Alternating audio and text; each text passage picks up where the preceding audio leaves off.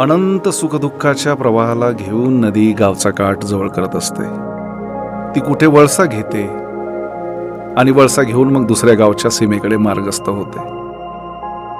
नदी ही अल्लड असते, नदी खोडकर असते, नदी जीवनदायिनी असते.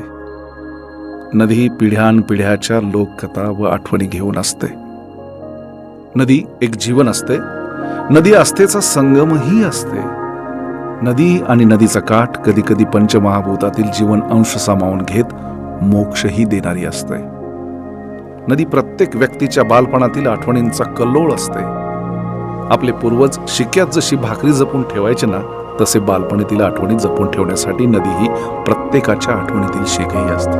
नदी आणि नदीचा काठ माणसाला जवळ घेत हजारो वर्ष उलटलेली आहे.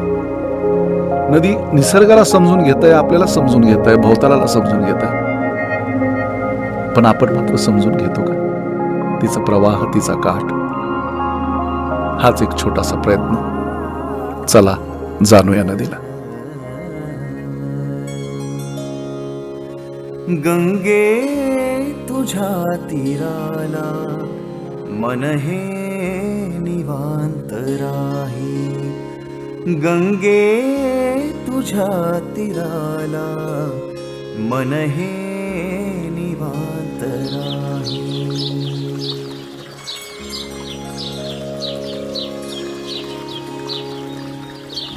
पितरास स्वर्गी न्याया जणू नाव तू तयाची.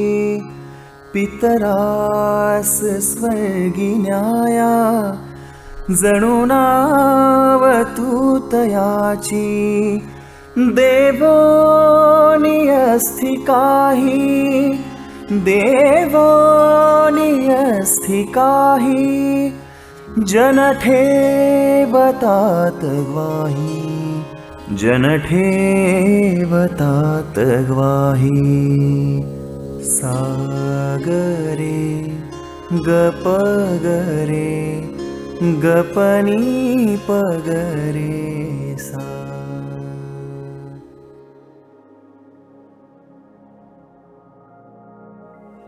मेघालय राज्यात एक नदी आहे. तिचं नाव आहे उमंगोत किंवा ड्वाकी. उच्चार थोडा अवघड आहे, पण या नदीतली नाव जेव्हा चालते, आपण जर नावेत बसलो तर पूर्ण नदीभर तुम्हाला गोटे स्वच्छ खाली दिसतात. नितळ पाणी आहे, इतकं की त्या होडीचं प्रतिबिंब सुद्धा आपल्याला खाली दिसतं. देशातली सर्वात स्वच्छ नदी, जिला नदी म्हणता येतं. आता आपण महाराष्ट्रात येऊ. महाराष्ट्रात गेल्या 5 वर्षात गलिच्छ नद्यांची संख्या वरचेवर वाढतीये. म्हणजे 2 वर्षापूर्वी ती 35 होती, आता ती 49 झालेली आहे. आता ती कशी? तर नाशिकच्या गोदावरी नदीमध्ये दररोज 30 लाख घाणेरडं पाणी सोडलं जातं. अहमदनगरच्या सीना नदीमध्ये 2 कोटी गलिच्छ पाणी सोडलं जातं. कोल्हापूरच्या पंचगंगेमध्ये 5 कोटी आणि मुंबईच्या अरबी समुद्रात दररोज 150 कोटी घाणेरडं पाणी सोडलं जातं. ही आपली संस्कृती आहे. अजूनही लोकांना भान नाही आहे की नदी किती आपल्यापासून लांब गेलेली आहे. पण एक आहे की नदी हा आपल्या जीवनाचा एक अविभाज्य भाग आहे. नदीची जैवविविधता आणि त्या जैवविविधतेच्या चक्रातलाच माणूस हा एक भाग आहे. माणूस या चक्रातला भाग असेल तर मग ही अवस्था आली कशी? हे चक्र काही थांबत नाही. माणूस म्हणून आपलं माणूस पण नदीशी आपण जपतो का? तिला गुलामीत कोणी टाकलं? ती आजाद होती का? गुलामी के दिनों में भी भारत की नदियां आजाद थी. हमारी नदियों की जमीन पर कोई कब्जा नहीं था.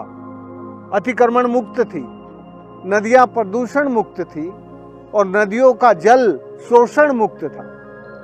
आज ये तीनों खतरे नदियों पर हैं, और वो केवल महाराष्ट्र में नहीं, भारत में, और केवल भारत में नहीं, पूरी दुनिया में ये खतरे बढ़ते जा रहे हैं. नदी पुढील ही आव्हाने संपवायची असतील तर यावर मार्गही लागेल ना. कसा असेल तो मार्ग?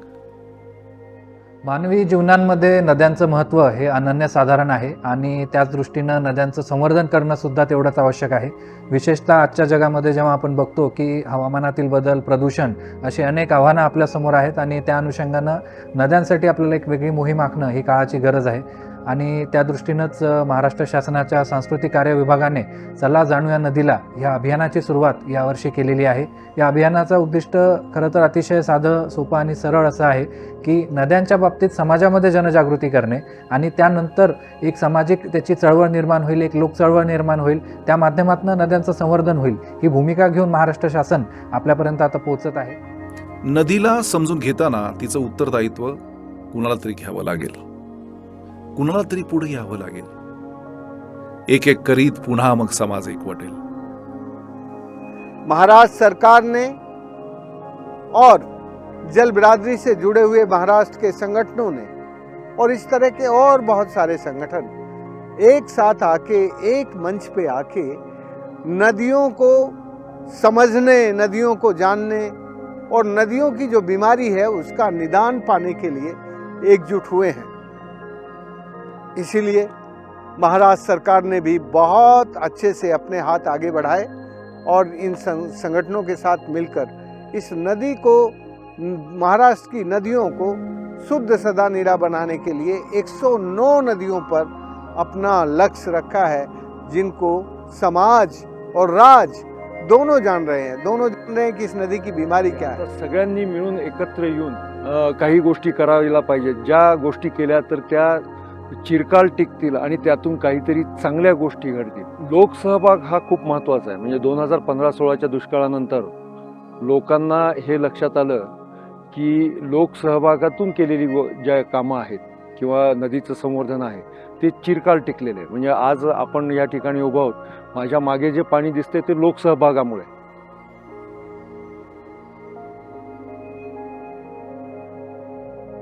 नदीच्या स्वच्छतेसाठी असंख्य संघटना आपला जीव ओतून काम करतायत. अनेक सेवाभावी संस्था त्यामध्ये पुढे आलेल्या आहेत. स्वतःची पदरमोडही ते करत आहेत, स्वतःचा वेळ देत आहेत. ही बेटं कमी असतील पण ती दिशादर्शक आहेत. हाच असा एक प्रयोग नांदेडला गोदावरीच्या काठावर होत आहे. समजून घेऊयात आपण तोही प्रवाह. तर ही प्रत्येक नागरिकाचं हे जवळजवळ कर्तव्य ठरतं की आपल्या घरातून जाणारं जे सांडपाणी आहे किंवा जी काही घाण आहे त्याचं व्यवस्थापन आपण स्वतःच कुठेतरी करण्यामध्ये सहभाग नोंदवला पाहिजे.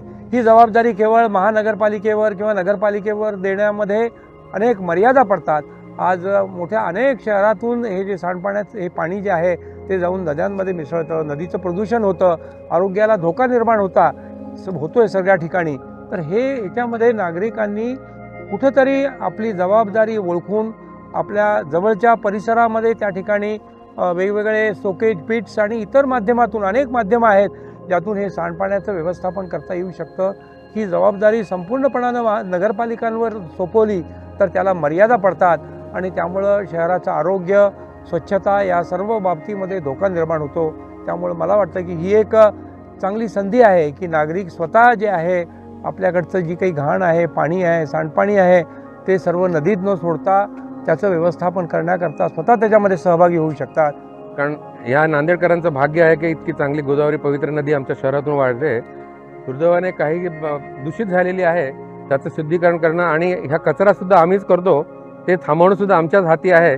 प्रशासनाने एक पाव पुढे आलेलं आहे. त्याच्यामध्ये लोकांनी सुद्धा सहभाग नोंदवून आपलं शहर सुंदर आणि स्वच्छ करण्यासाठी पुढाकार घ्यावा. आणि हे अशक्य नाही आहे. नदी हवी तितकी तर स्वच्छ बिलकुलच नाही आहे. आपलं कर्तव्य बनतं की आपण त्याला जेवढं स्वच्छ ठेवता येईल तेवढं ठेवूया. पहिली गोष्ट तर आपण त्यात कचरा फेकूच नाही. मेजरली प्लास्टिक जर माशांच्या वगैरे पोटात वगैरे गेलं तर त्यांची हानी होते आणि पुन्हा ते मेलेल्या माशा काठी येऊन पुन्हा काठ घाण करतात. तर जेवढा होईल आपण तेवढंच प्लास्टिक अवॉइड करावा, कचरा अवॉइड करावा. आपण जे पूजेनंतर बेलफूल वगैरे असतं ते पण नदीत फेकणं अवॉइड करावं. हे नदी स्वच्छ ठेवण्याकडचा एक पाऊल मानला जातो. प्रदूषण कोण करतंय? आम्हीच करतोय. दुसरे कोणी शासकीय यंत्रणा, नगरपालिका, महानगरपालिका हे प्रदूषण करत नसतं. हे आपण करणारे घटक कोण आहोत? आपण आहे. तर आपणच घरातनं हे प्रदूषण आपण कमी केलं तर गोदावरीचं प्रदूषण नक्कीच कमी होण्यास मदत होईल.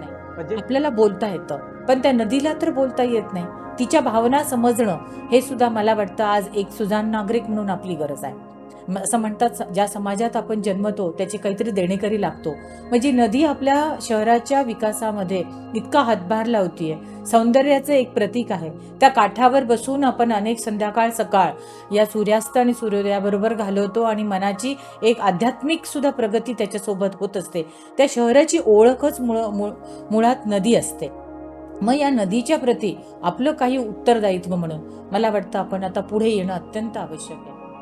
या ठिकाणी मी नाम फाउंडेशन असेल किंवा राजेंद्र सिंगजी यांच्यासोबत कार्य करणारे सगळा जाणूया नदीला या नावाच्या अंतर्गत लोकसहभाग वाढवण्यासाठी, याला लोक आंदोलनाचं स्वरूप देण्यासाठी जे जे म्हणून कार्यकर्ते काम करतात त्यांचं मी अभिनंदनही करतो. आणि फक्त अभिनंदन करत नाही, ते ईश्वर चरणी प्रार्थना करतो की त्यांना खूप मोठं दीर्घायुष्य दे, कारण ते एका ईश्वरीय कामामध्ये त्यांनी स्वतःला गुंतवून घेतलंय. असं म्हणतात की नदीच्या काठासमवेत समाजाला संवेदनेचे काठही असावे लागतात. इतरांबाबत विचार करण्याचे संस्कार यात रुजले जातात. निसर्ग, पर्यावरण, वनसंपदा, नदी, प्रदूषण याबाबत समाज आता अधिक सजग व जागृत होत आहे. चला जाणूया नदीला हे या जागृतीचेच द्योतक आहे. कृतिशील समाज, संत आणि शासन याचा संगम म्हणजेच चला जाणूया नदीला. किती शांत धार वाहे, पाणी अथांग राहे. किती शांत धार वाहे, पाणी अथांग राहे.